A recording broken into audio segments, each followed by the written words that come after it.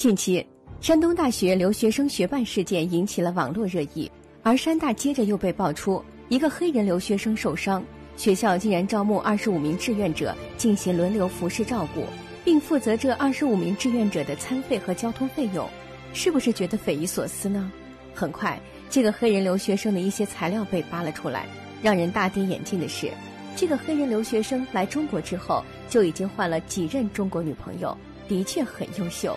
山东大学对外来留学生是如此贴心尽力，不但安排了学伴缓解生活中的乏味，住院了竟然还要安排25个志愿者进行轮流服侍。这种待遇，请问在世界上除了我们之外，还有哪个国家的留学生享受这样的待遇呢？我们再来看看外国留学生的宿舍，和我们自己孩子的宿舍对比一下。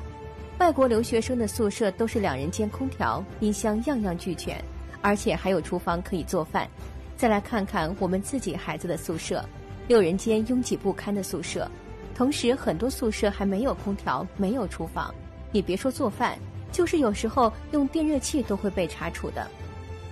当你们让外国学生享受超国民待遇的时候，你们可能想过我们自己孩子心里怎么想吗？还记得有一年，有一个大学生因被骗子骗走学费自杀，还有很多大学生为了凑够学费而四处借贷。不可想象吧，老铁们，我们自己的孩子在自己的国家竟然还能享受着低人一等的待遇，难怪有些中国留学生说我们在国外受人歧视。想不到这些外国留学生在中国却当大爷一样被人供着，悲哀吗？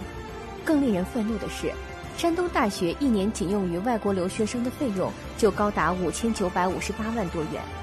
竟然超过其科研经费5606万元，比北京大学还要高。把那么多钱都砸到了补贴外国留学生身上，这是在用老百姓的血汗钱给自己脸上贴金吗？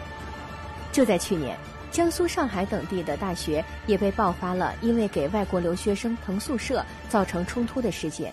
由此可见，外国留学生